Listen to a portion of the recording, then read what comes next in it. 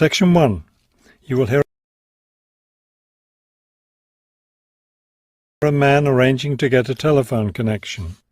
First, you have some time to look at questions 1 to 4.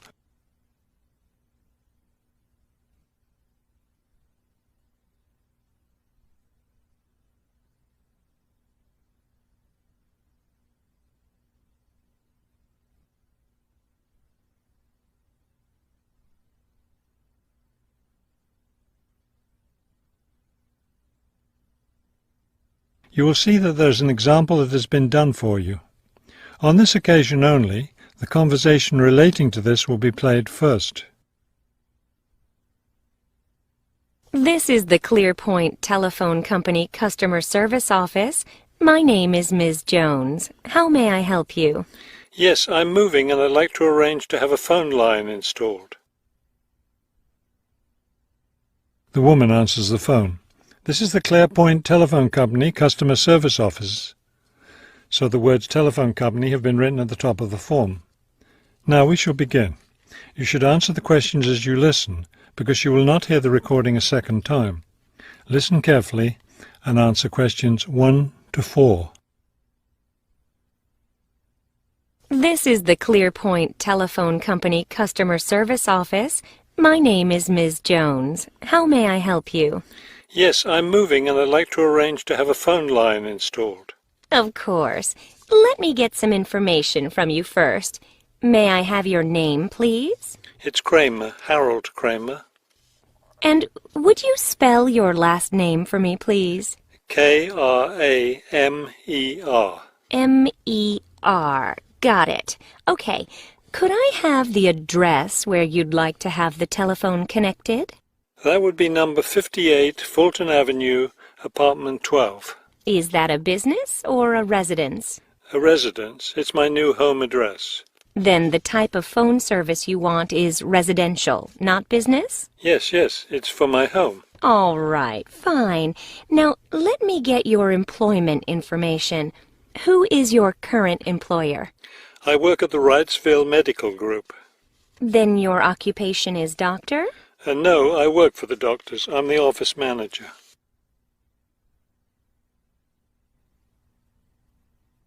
Now listen and answer questions 5 to 10. Okay, and could I have your work phone number?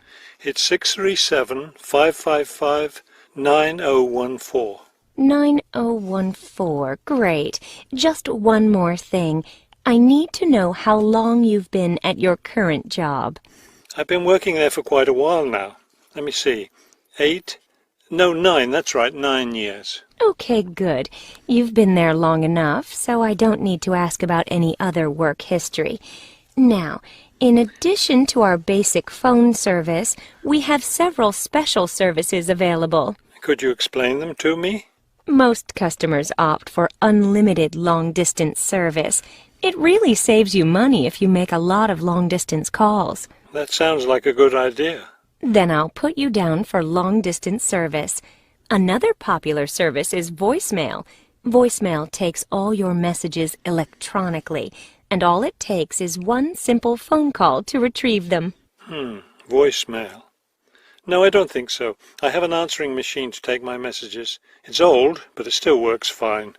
We also provide internet service if you're interested in that. I am. Please put me down for internet as well as phone service. Right. Okay, I think we're almost finished. I just need to schedule a time for the technician to go to your apartment and do the installation. Let me see. What about next Tuesday? Would that work for you? No, not Tuesday. I'll be at a conference all day. Wednesday would work, though. I'm afraid I won't have any technicians in your area on Wednesday. I could send someone on Friday. That would be fine. What time of day works best for you, morning or afternoon? Morning would be best. All right, then. It's on the schedule. Do you have any questions? No, I don't think so. Thank you for calling ClearPoint. That is the end of Section 1. You now have half a minute to check your answers.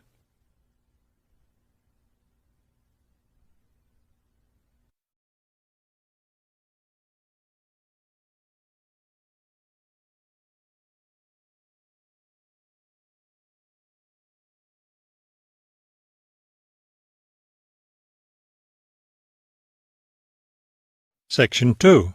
You will hear a radio interview about an upcoming fair. First, you have some time to look at questions 11 to 14.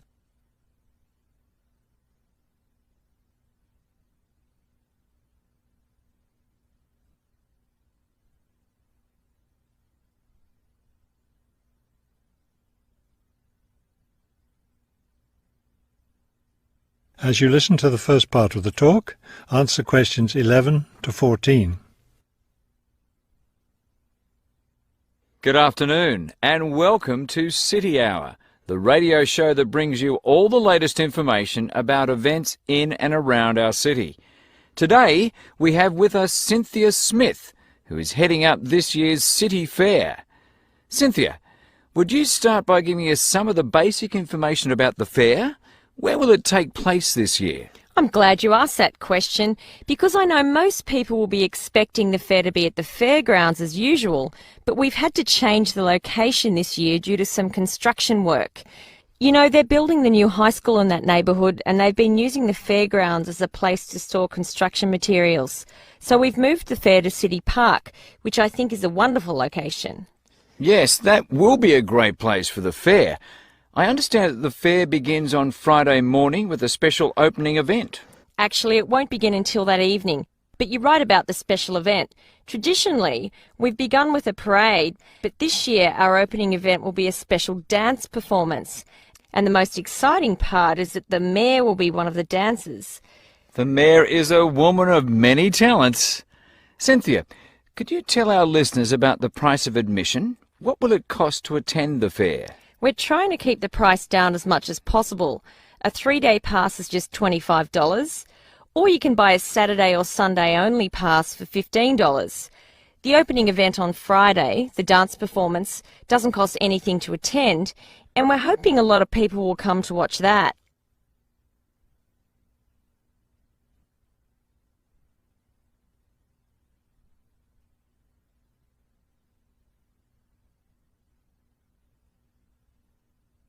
Now listen and answer questions 15 to 20.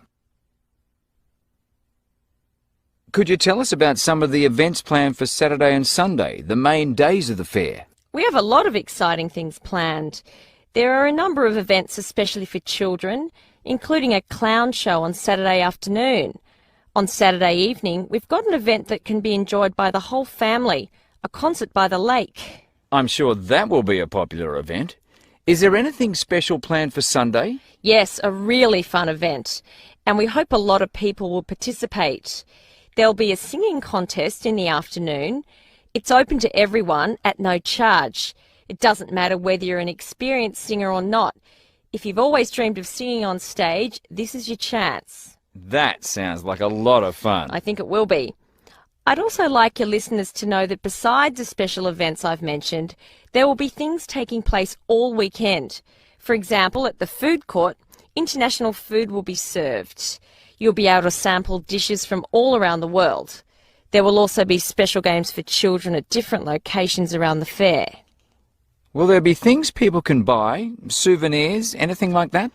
We have a large area set aside where there will be crafts for sale.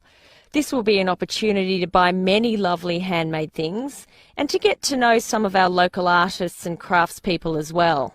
It sounds like there will be a lot of fun for everyone at this year's fair. Thank you for sharing the information with us, Cynthia. Thank you for inviting me. That is the end of section 2. You now have half a minute to check your answers.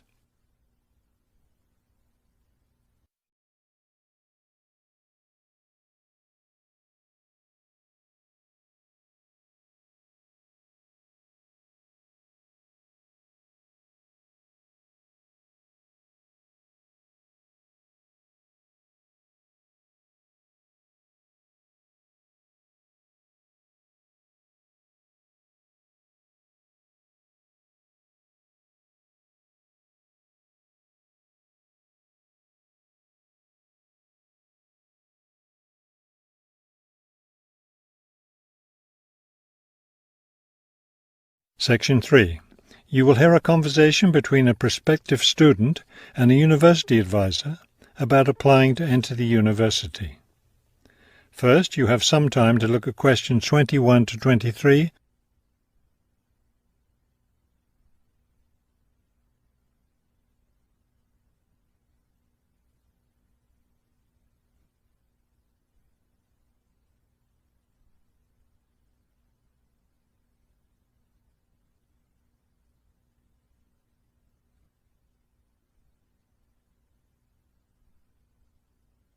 As you listen to the first part of the conversation, answer questions 21 to 23. I'm interested in entering your business administration program, and I'd like some information on how to apply. I'm a little concerned because I've been out of school for a number of years. That could actually work to your advantage. It's possible to get academic credit for work experience if that experience is related to courses in our program. I've been working in business for several years. How would I get academic credit for that? First, you'll need to read the university catalogue to see if any of the course descriptions match your specific job experience. For example, if you've worked in accounting, you may be able to get credit for an accounting course. So then what would I do? You would write a summary of your work experience, relating it to specific courses we offer. Submit that to the admissions office with a letter from your work supervisor confirming your experience.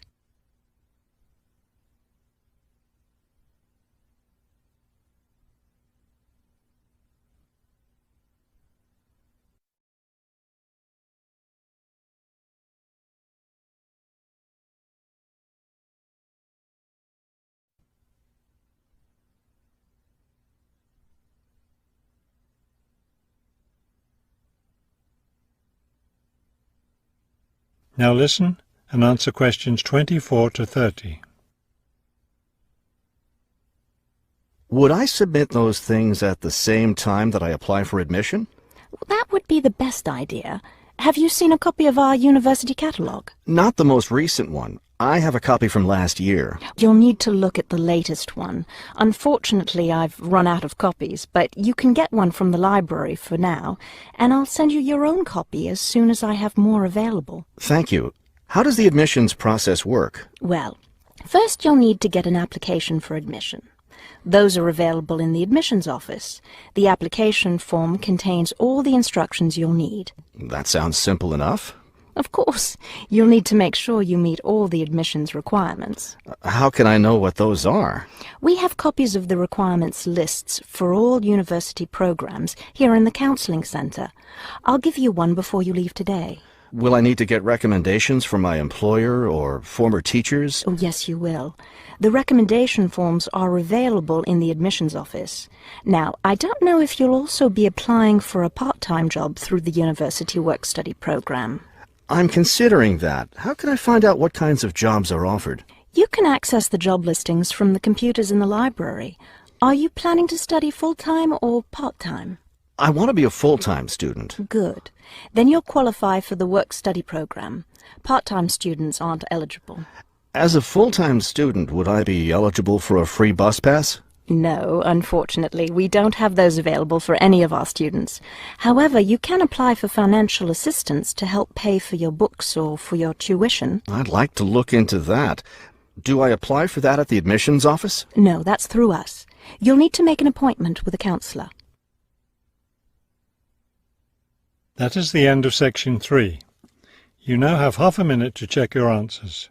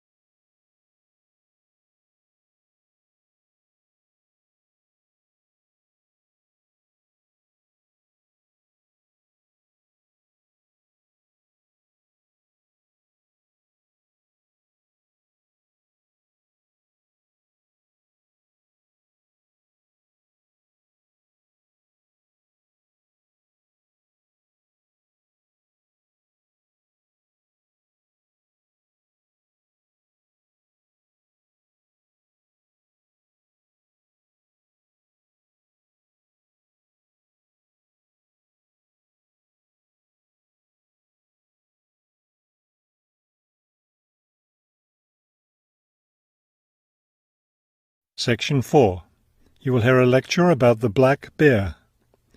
First, you have some time to look at questions 31 to 35.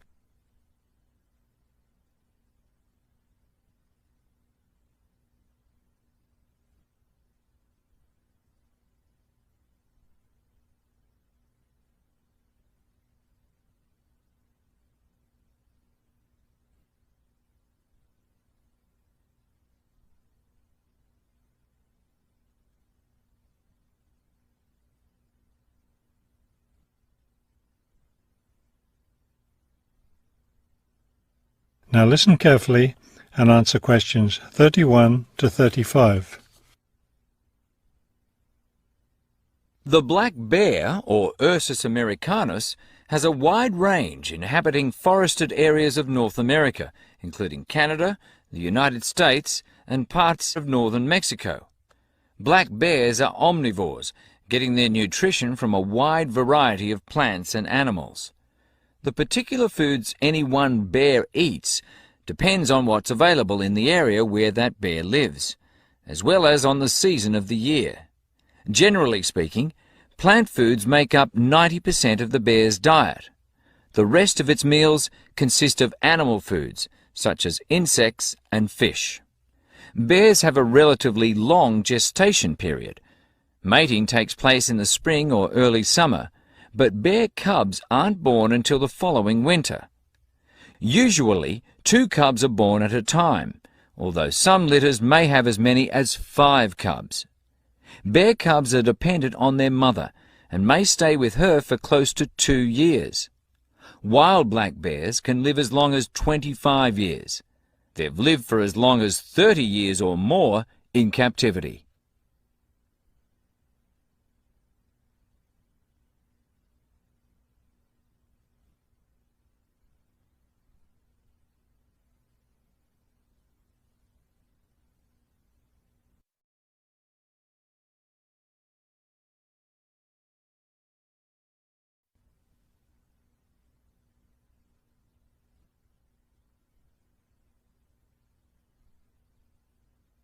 Now listen carefully and answer questions 36 to 40.